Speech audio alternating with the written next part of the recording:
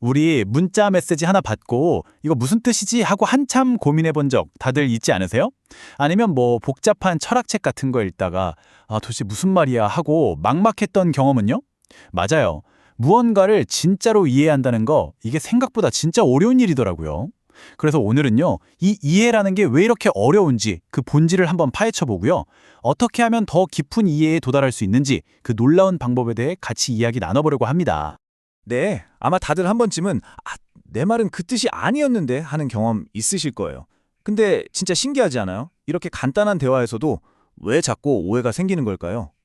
바로 이 질문, 어쩌면 우리 모두가 겪는 이 보편적인 경험이 오늘 우리에게 파고들 이야기의 가장 중요한 시작점입니다. 그렇죠. 이게 왜 그러냐면요. 정보라는 게 그냥 글자 그대로 우리 머릿속에 저장되는 게 아니거든요.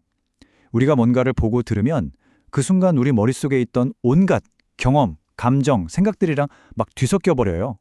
그러면서 완전히 새로운 모습으로 재구성되는 거죠.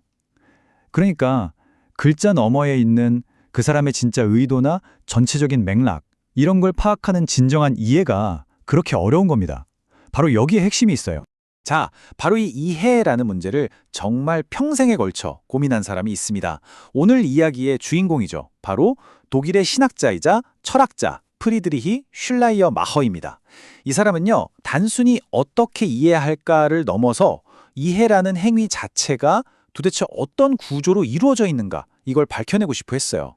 슐라이어머의 생각이 왜 그렇게 특별했냐면요. 당시의 주류 철학이랑은 완전히 다른 길을 걸었기 때문이에요. 예를 들어 칸트 같은 철학자들은 신을 뭐랄까 도덕 법칙을 세우기 위해 필요한 어떤 추상적인 개념으로 봤거든요. 머리로 이해하는 신이죠. 근데 슐라이어머는 아니다! 라고 외친 거예요. 그에게 신은 그런 차가운 개념이 아니라 내 안에서 직접적으로 아주 뜨겁게 느껴지는 실제적인 경험 그 자체였습니다. 아니 근데 신을 어떻게 직접 경험한다는 걸까요? 슐라이마허는 절대 의존의 감정이라는 개념을 제시합니다. 이게 뭐냐면 여러분 혹시 거대한 자연, 막 엄청난 산이나 끝없는 바다 앞에서 와, 나 진짜 작은 존재구나 하고 느껴본 적 있으세요? 아니면 내 힘으로는 어쩔 수 없는 어떤 운명 앞에서 무력감을 느낄 때요? 바로 그때 우리가 어떤 거대한 힘에 완전히 의존하고 있다는 그 강렬한 느낌. 슐라이머허는 바로 이 감정이야말로 신이 존재한다는 가장 확실한 증거라고 봤던 겁니다. 자, 그럼 이 신에 대한 이야기가 텍스트를 이해하는 문제랑 무슨 상관이 있을까요? 이게 아주 중요하게 연결됩니다. 슐라이어마허는 성경 같은 텍스트를 그냥 옛날 이야기, 단순한 역사 기록으로 보지 않았어요. 그건 신을 직접 경험했던 사람들의 아주 생생한 내적 체험이 담긴 살아있는 표현물이라는 거죠. 그리고 여기서 더 나아가요. 이건 비단 성경뿐만 아니라 세상의 모든 글, 모든 텍스트에 다 해당된다고 본 겁니다. 그렇다면 질문이 생기죠. 저자의 그 깊은 내적 경험이 담긴 글을 과연 우리가 어떻게 제대로 이해할 수 있을까요?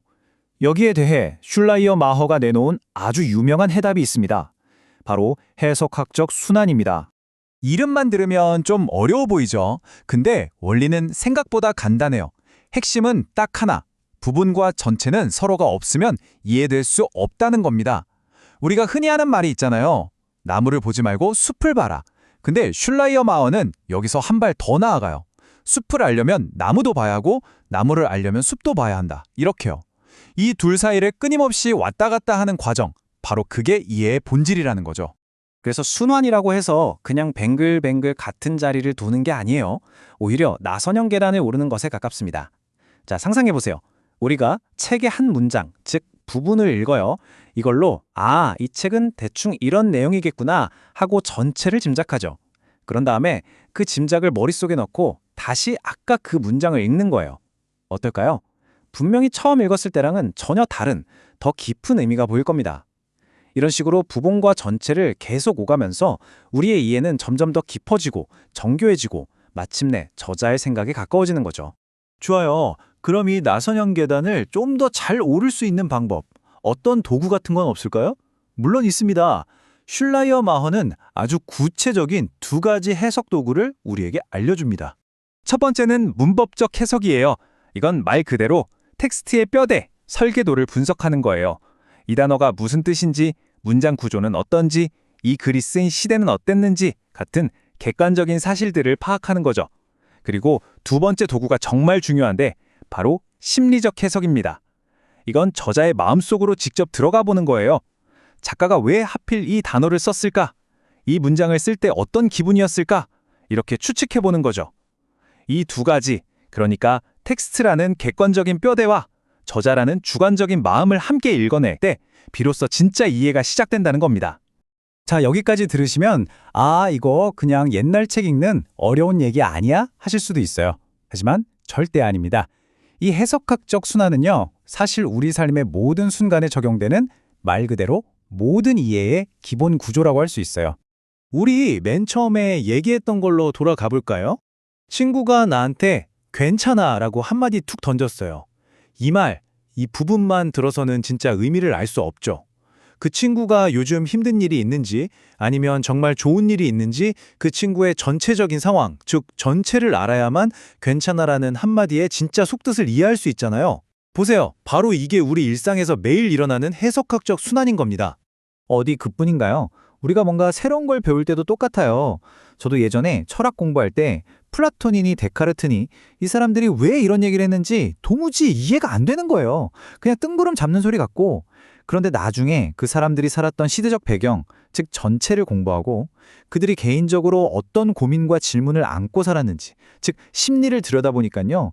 그제서야 그들의 철학, 그 부분들이 이래서 이런 말을 했구나 하고 비로소 의미 있게 다가오더라고요. 이런 관점에서 보면 이 말이 정말 가슴에 와닿습니다. 철학의 역사는 진리의 역사가 아니라 이해의 역사다. 우리가 배우는 플라톤이나 데카르트 같은 사상가들의 글이요.